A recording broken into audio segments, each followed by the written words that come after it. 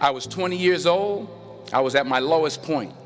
And then one day, and I remember the exact day, March 27th, 1975, I was helping my mother in her beauty shop. My mother owned a beauty shop up in Mount Vernon. And there was this older woman who was considered one of the elders in the town. And I didn't know her personally, but I was looking in the mirror, and every time I looked at the mirror, I could see her behind me, and she was staring at me. She just kept looking at me. Every time I looked at her, she kept giving me these strange looks. So she finally took the dryer off her head and she said something I'll never forget. First of all, she said, "Somebody give me a piece of paper. Give me a piece of paper." She said, "Young boy, I have a prophecy, a spiritual prophecy." She said, "You are going to travel the world and speak to millions of people." I began at Fordham University as a pre-med student. I took a course called cardiac morphogenesis. I couldn't read it, I couldn't say it, I sure couldn't pass it. So then I decided to go into pre-law, then journalism. And with no academic focus, my grades took off in their own direction. I was a 1.8 GPA one semester, and the university very politely suggested that it might be better to take some time off. I found that nothing in life is worthwhile unless you take risks. Nothing. Nelson Mandela said, "There is no passion to be found playing small and settling for a life that's less than the one you're capable of living." Fail big. You will fail at some point in your life. Accept it. You will lose. You will embarrass yourself. You will suck at something. There's no doubt about it. In the acting business, you fail all the time. Early on in my career, I auditioned for a part in a Broadway musical. Perfect role for me, I thought. So I'm in the wings, I'm about to go on stage, but the guy in front of me, he's singing like Pavarotti, and I'm just shrinking, I'm getting smaller and smaller. So they say, "Oh, thank you very much, and you'll be hearing from us." So I come out with my little sheet music, and so I assumed I didn't get the job. But the next part of the audition, he called me back. The next part of the audition is the acting part of the audition. Now I'm like, hey, okay, maybe I can't sing, but I know I can act. So they pair me with this guy, and again, I didn't know about musical theater. And musical theater is big, so they can reach everyone all the way in the back of the stadium. And I'm more from a realistic, naturalistic kind of acting where you actually talk to the person next to you. So I don't know what my line was. My line was, "Well, hand me the cup." And his line was, "Well, I will hand you the cup, my dear. The cup will be there to be handed to you."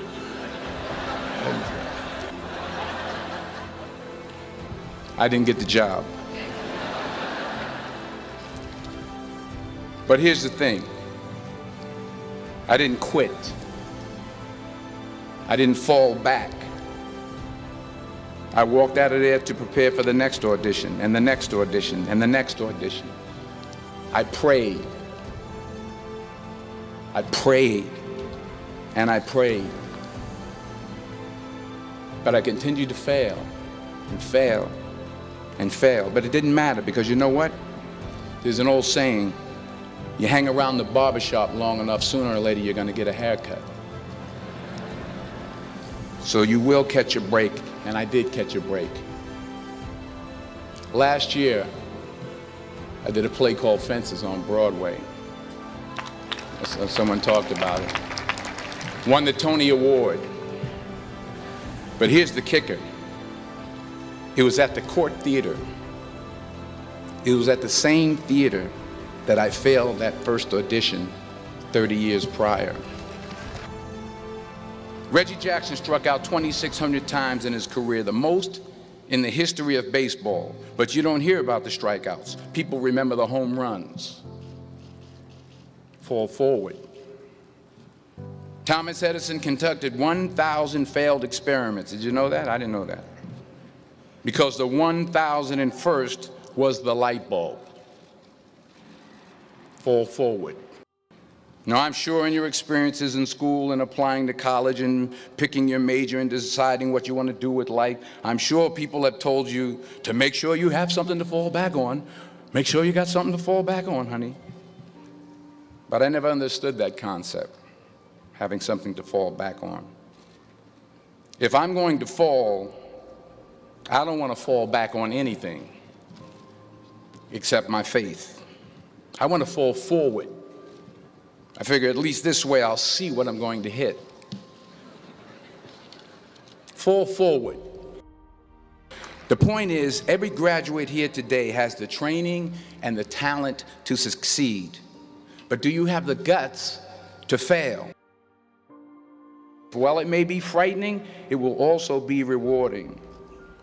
Because the chances you take, the people you meet, the people you love, the faith that you have, that's what's going to define you.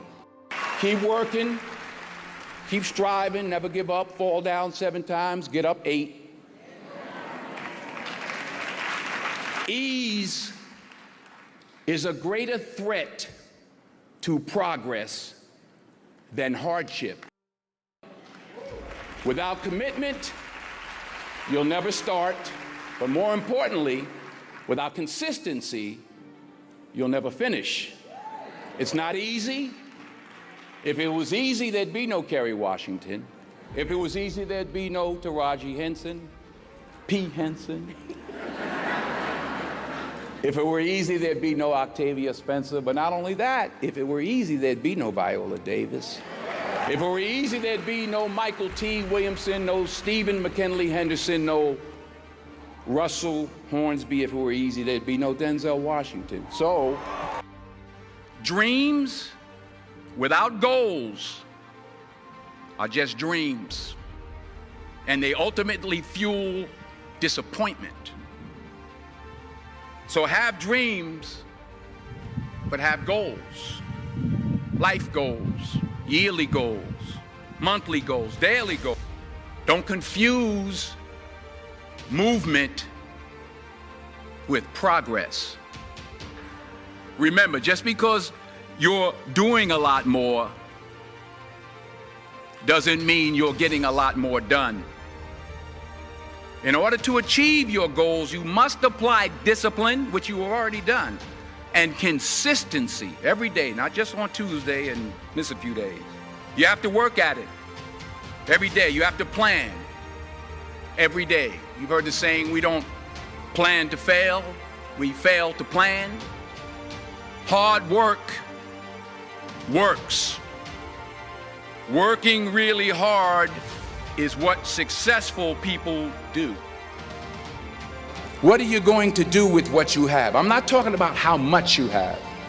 Some of you are business majors, some of you are theologians, nurses, sociologists, some of you have money, some of you have patience, some of you have kindness, some of you have love, some of you have the gift of long suffering, whatever it is, whatever your gift is. What are you going to do with what you have? And it's not how much you have. It's what you do with what you have. We all have different talents. Some of you will be doctors, some lawyers, some scientists, some educators, some nurses. The most selfish thing you can do in this world is help someone else. Why is it selfish? Because the gratification, the goodness that comes to you, the good feeling that I get from helping others, nothing's better than that. Well, I have traveled the world, and I have spoke to millions of people. But that's not the most important thing, the success that I had. The most important thing is that what she taught me and what she told me that day has stayed with me since. I've been protected, I've been directed, I've been corrected. I've kept God in my life, and it's kept me humble. I didn't always stick with him, but he always stuck with me. So stick with him in everything you do. If you think you want to do what you think I've done, then do what I've done. Today is the beginning of the rest of your life, and it can be very frightening. It's a new world out there. It's a mean world out there, and you only live once. So do what you feel passionate about. Take chances. Don't just aspire to make a living. Aspire to make a difference.